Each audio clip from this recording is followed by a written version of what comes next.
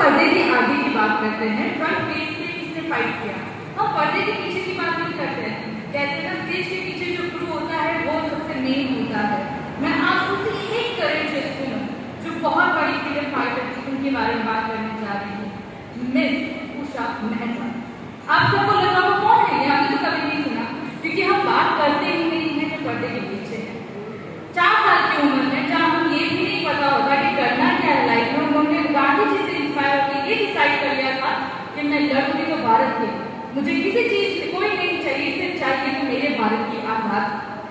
सबसे most important incident उनकी life का था जब वो 8 साल के अंदर उम्र में उन्होंने एक रैली में पार्टिसिपेट किया, जहाँ पे लीकर शॉप के बाहर उन्होंने नारे लगाए बच्चों को इन्फ्लुएंस करते हुए ईसाई मत होकर। बट हुआ क्या उस दिन पुलिस ने उन्हें धकेल दिया और वो झंडे के साथ नीचे गिरी। उन्हें गुस्सा आया, मेरे भारत का झंडा नीचे जमीन पे कैसे गिर सकता है?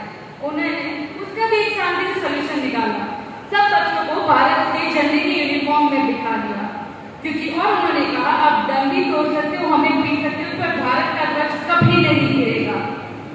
12 साल की उम्र के अंदर उन्होंने फैमिली डिस्ट्रीब्यूट किए। उन्होंने जेल में जाके सबसे मिलना शुरू किया ये जानने के लिए कि आखिर हो क्या रहा है। 13 साल की उम्र में जहाँ ये डिसाइड नहीं हो कर पाते कि बड़े होकर बनना क्या है, उन्होंने डिसाइड कर दिया था वो कभी शादी नहीं करेंगे, वो हमेशा बाल ब्रह्मचारी रहेंगे, वो कभी कोई और कलर नहीं पहनेंगे सिवाय खादी और सफेद कपड़े के। वो खादी का ही होगा, सफेद कपड़ा ही होगा जो गांधी जी के वहां चक्र में चलता था। 13 साल की उम्र के बाद सबसे बड़ा मोड़ उनके जीवन का आया जब सब उनको पहचानने लगे। हम सब जानते हैं कि गांधी जी ने भारत को एक यूनाइट किया, पर हम जानते हैं कि जब भी कुछ होता है हम टेलीविजन ऑन करते हैं इमीडिएटली क्योंकि न्यूज आ रही होती, बट उस वक्त न्यूज टेलीविजन हर घर में नहीं होती, रेडियो होता था। बट ऑब्वियस सी बात है जब ब्रिटिश का राज है तो रेडियो भी इजी नहीं था।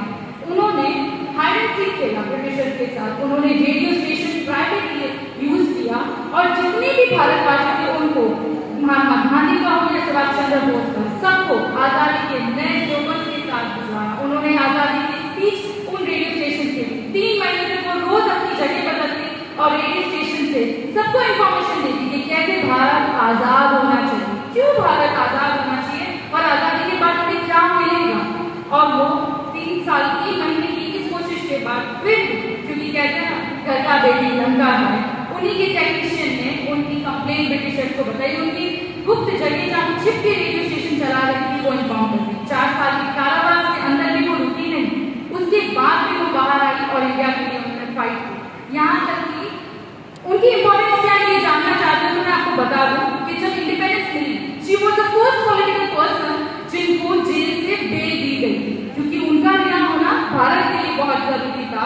And even after the independence she was the one to criticise that कि हम इंडिपेंडेंट हो गए, कि आपको सच में लगता है लोगों को देख के अछूत की बीमारी, फीमेल फॉर्टिसाइड, हम औरतों को पीछे ढकेलते जा रहे हैं, सिर्फ आर्मी चल रहा है, रेप केसेस, चोरी डकैती, क्या सच में भारत आजाद हो गया? उनका क्रिटिसाइज करने वाली थी ये पहली औरत थी और वो मरते दम तक, वो 80 ईयर्स की एज में मृत्यु हुई, बट मरते दम तक उन्होंने सिर्फ भारत के लिए काम किया। यहाँ तक कि 2 दिन पहले जब उनकी तबियत बहुत ज्यादा बिगड़ गई थी, डॉक्टर ने भी मना कर दिया था उनको उठने से, फिर भी वो 50 years of independence day celebrate करने गई। And at after 2 days later of that celebration she died peacefully at her home. Thank you, Oman. वैसे हमें एक ही लक्ष्य, एक ही चीज मिलती है, age is just a number. If we determine to achieve something, we can do whatever we wish to, and we can do it until we reach it and achieve it. Just निरंतर प्रयास करना जरूरी है और निरंतर आगे बढ़ना जरूरी है। जय हिंद, जय भारत।